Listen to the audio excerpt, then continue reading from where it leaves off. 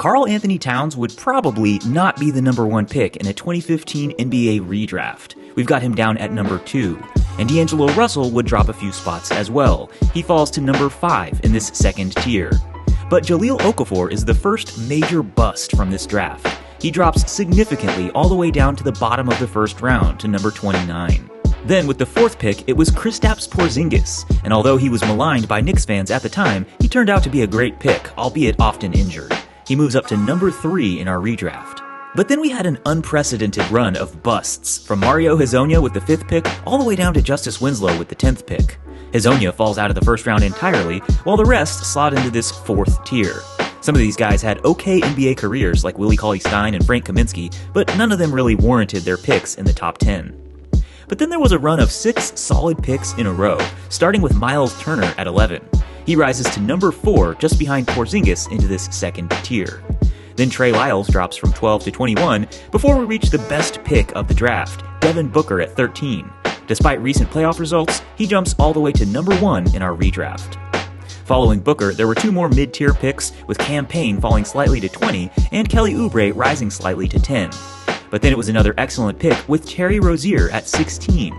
He jumps all the way to number 6 into this second tier, just behind D'Angelo Russell.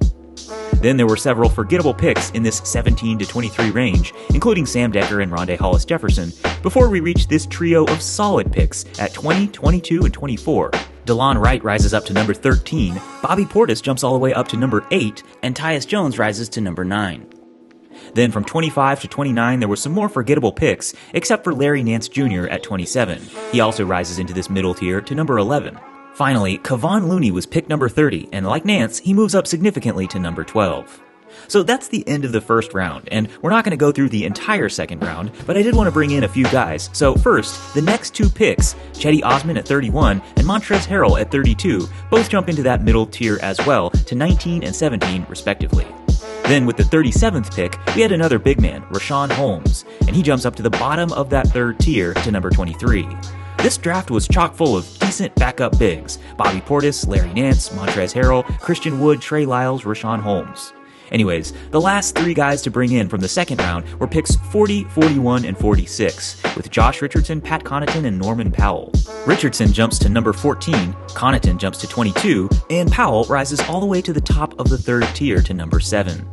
Finally, there were several noteworthy undrafted players in 2015 as well. TJ McConnell, Christian Wood, and Royce O'Neal would all jump to 15, 16, and 18, finishing that 3rd tier.